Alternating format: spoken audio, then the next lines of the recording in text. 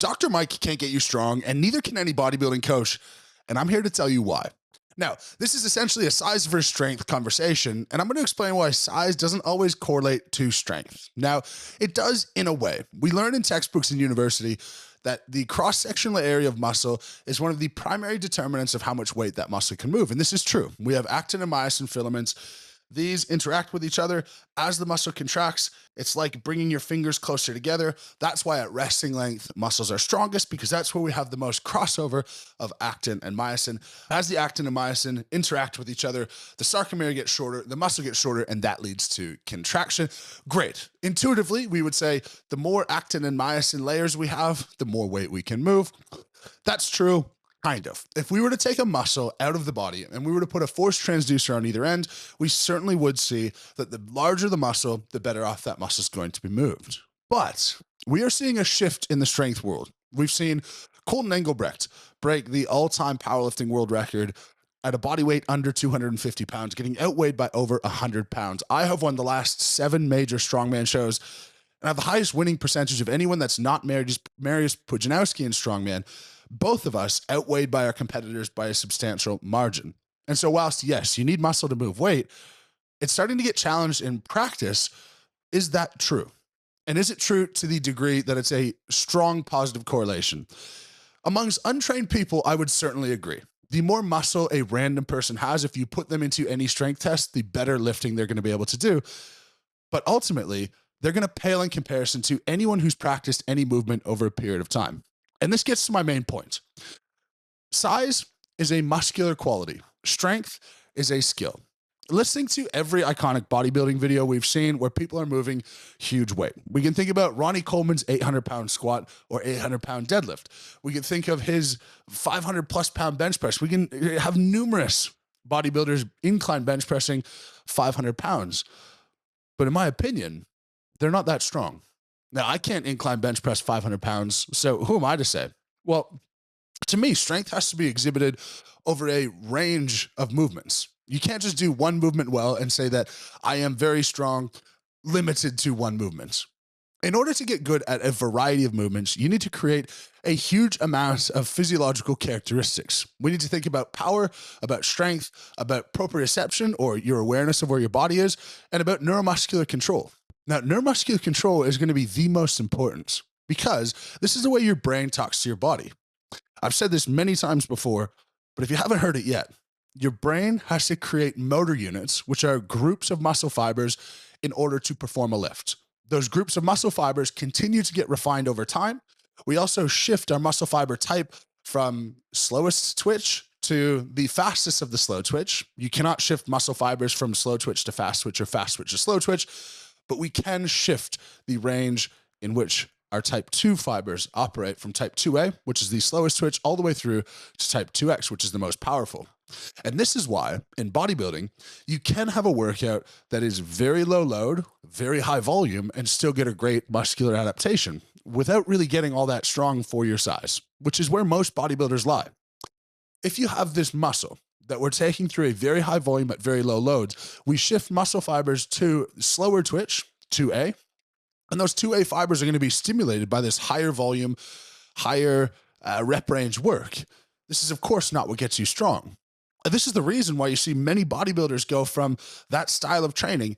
They try out a 1 rep max and they tear their pec off. Now, Dr. Mike can get you strong, and I'm using him as a case study because I did a workout with him where the entire workout was 3 sets of stiff leg deadlifts and 2 drop sets of belt squats. That seems like not much, but the cueing and the technique and the tempo and the volume was enough that it absolutely destroyed me like no leg workout has since I was an absolute beginner. The reason for this is that the goal to build muscle, according to Dr. Mike, is predicated really on 2 things: stretching the muscle and really high intensities. Now, really high intensity means you're somewhat close to failure for the given rep range, that you're working very, very hard. You can imagine if you go and stretch the muscle to a large degree and then you load it to a very high degree, you need a lot of adaptation to your soft tissues to go along with that demand. A stretched muscle puts a lot of strain on the tendon. The tendon then has to be very, very stiff and very, very strong and resilient and tough to be able to resist that movement. And frankly, bodybuilding is not the way to do that. We need high loads. We need some form of isometrics. Our tendons and ligaments, they grow their stiffness, their thickness, and their resilience through changes in pressure. The change in pressure goes from relaxation to squeezing. And we repeat that. And it's like squeezing fluid in and out of a sponge. This is inherently a less positive, a less rapid way to adapt than if you were simply to use your muscles, because your muscles have blood flow, and blood flow is how they get their nutrients. So since we rely on these changes in pressure, it becomes very, very difficult to adapt over the long run if you don't expose yourself to the training that you should be practiced in. So we get to a point where bodybuilders have these huge muscles with very large cross-sectional areas, with very high capacity. If we were to take it out of their body, put it into a lab, put an electric current through it that causes muscular contraction, it would pull much harder than a relatively smaller muscle in, say, a 100 kilo powerlifter. But they can't control that muscle the same. And if they start to learn to control that muscle after years and years and years of bodybuilding and muscle style training, muscle building style training, I should say, they ultimately end up with pain, with soreness, and with injury. There's another thing we can't deny, and this is your personal limits are determined when you're born. Your personal limits are determined by your parents, and your limits for bodybuilding and your limits for strength are going to be juxtaposed. Just because you can put on a lot of muscle and you can lift big weight, it doesn't mean you're going to be a great bodybuilder and a great powerlifter. The reason for this is that bodybuilding is judged on your muscular shape, your size, your symmetry, and the shape is not going to be as good if you have large joints. Conversely, if you have small joints in powerlifting and in strongman, your joints will fall apart. And this is why a bodybuilder makes a great bodybuilder, but does not make a great strongman, and vice versa. Our thick core, our wide joints create a really robust structure to be able to shift big weight, where bodybuilders, they look way better. They're not as fat, but they can't lift big weight. So if you're looking to get big and get strong, consider which one is the precedent, which one is going to be the first thing that you want to do, and put that at the top of your priority list. It's totally up to you. You can chase something that maybe you're not as genetically gifted in. I bodybuilded before I was in strongman, but I sucked. I was 11th out of 12 at a local natural bodybuilding show on stage at 200 pounds, which is really quite big, but I looked horrible. I looked small. I look like a spider because my joints are big and they're made to be strong.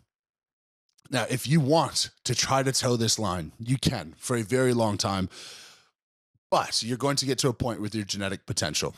Now, if you do want to learn how to get big and get strong, I'll put a link down to my program down in the description. That is exactly what I've tried to do.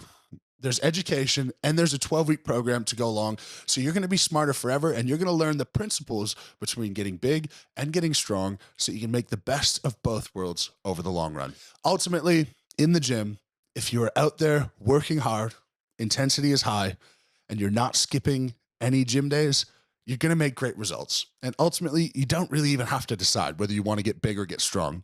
Just go in, do what you enjoy, work hard, and the rest will take care of itself. As per always, lift heavy and be kind. Thank you very much for watching.